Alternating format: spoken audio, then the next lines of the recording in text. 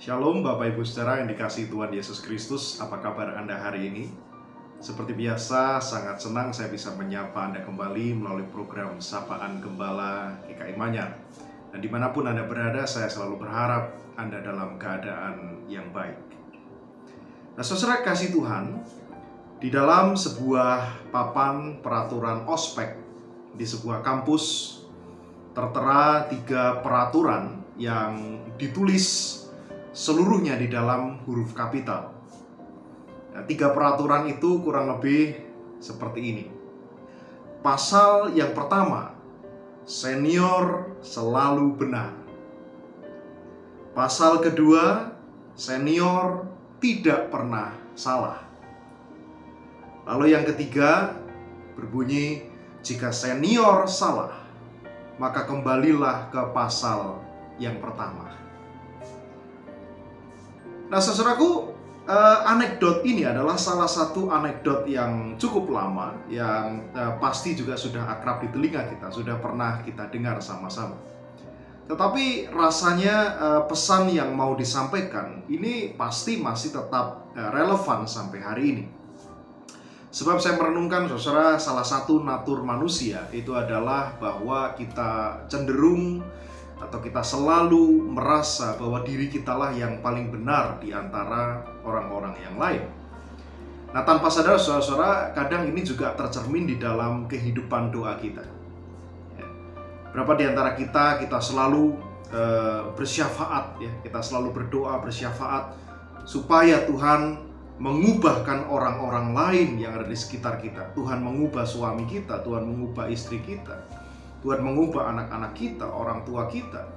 Kita bersyafaat supaya Tuhan mengubah dunia ini, mengubah pemerintah, mengubah wali kota, mengubah gereja, dan lain sebagainya. Tapi saudara, mungkin kita jarang sekali berdoa agar Tuhan pertama-tama mengubahkan diri kita, atau Tuhan mengubahkan hati kita yang keras. Saudaraku, ada sebuah kisah yang menarik dalam kitab Galatia, di dalam surat kepada jemaat di Galatia. Tepatnya di dalam Galatia pasal 2 ayat 11 sampai ayat yang ke-12. Saudara bisa membuka bagian ini nanti.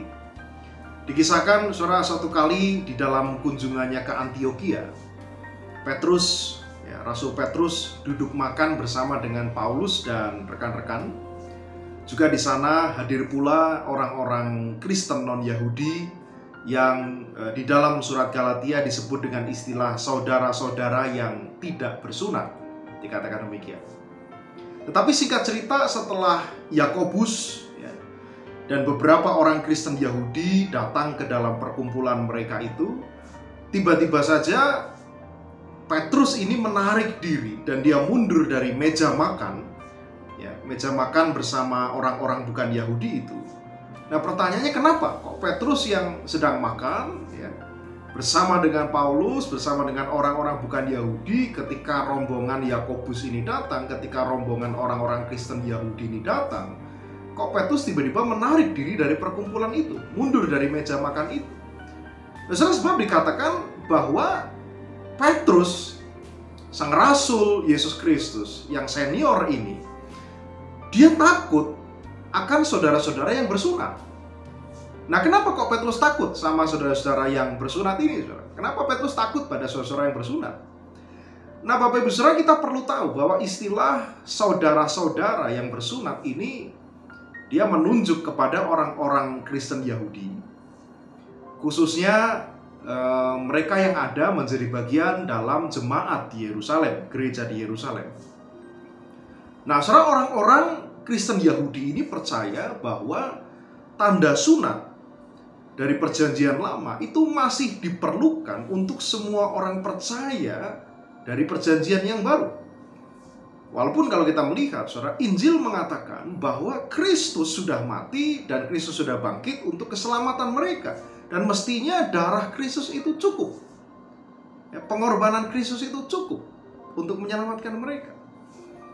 Tetapi tidak demikian yang dihayati oleh saudara yang bersunat tadi. Yang pertama.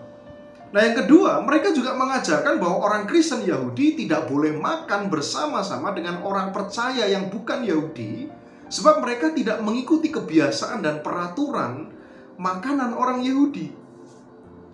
Nah, situasinya dilematis. Di dalam situasi itu, Petrus sendiri sebetulnya tahu bahwa Allah menerima orang percaya bukan Yahudi tanpa sikap yang membeda-bedakan atau memihak salah satu. Itu Anda bisa baca dalam Kisah Rasul 10 ayat 34 dan 35. Tetapi rupanya Petrus ini memilih untuk menyangkal keyakinannya sendiri itu, dan dia mundur, dia menarik diri dari meja makan karena alasan yang sebetulnya cukup praktis. Kenapa dia menarik diri? Karena dia takut kehilangan simpati dari gereja di Yerusalem, kehilangan simpati dari orang-orang Kristen yang bersunat itu.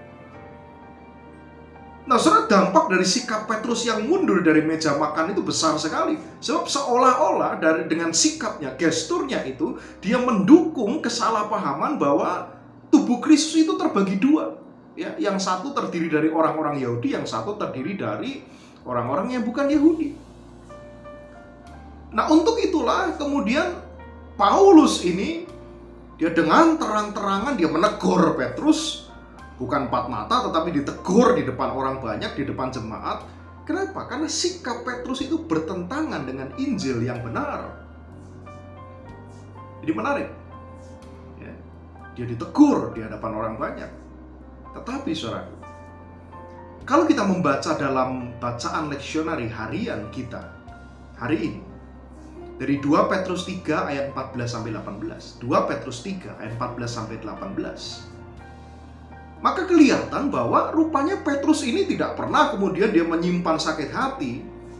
Ya, dia tidak pernah sakit hati menyimpan dendam kepada Paulus, walaupun dia pernah ditegur terang-terangan di hadapan umum oleh Paulus. Petrus tidak merasa saya senior dan saya merasa gengsi sebab saya ini senior dibanding Paulus. Saya lebih dulu dipanggil dan dimuridkan oleh Yesus ketimbang Rasul Paulus. Dia tidak pernah merasakan itu. Dia tidak pernah menyimpan perasaan seperti itu. Petrus rupanya tidak pernah merasa, oh, aku ini adalah soko guru kekristenan yang selalu benar. Aku senior, aku selalu benar, dan oleh karenanya aku tidak menerima kritikan dari orang lain. Rupanya tidak, saudara. Kenapa? Jawabannya satu, saudara. Sebab apa yang dilakukan oleh Paulus itu adalah yang semestinya.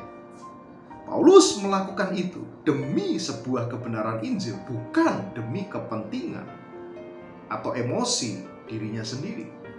Dan bahkan saudara, yang menarik, di ayat 15, Petrus secara gamblang menyebut Paulus dengan istilah saudara kita yang kekasih. Saudara kita yang kekasih, begitu indah. Ya. Kemudian Petrus memberi sebuah testimoni juga di sana. Dia mengatakan bahwa tulisan-tulisan yang dibuat oleh Paulus adalah tulisan yang berotoritas. Tulisan yang berotoritas. Seperti layaknya kitab suci di dalam perjanjian lama pada waktu itu. Apa mau dikatakan, saudara?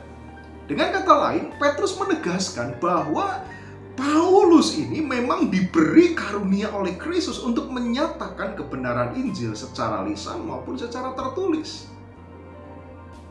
Nah, saudara, pertanyaan buat kita, sudahkah hari ini kita juga mau membuka mata kita, membuka hati kita untuk rela dikoreksi oleh kebenaran firman Tuhan?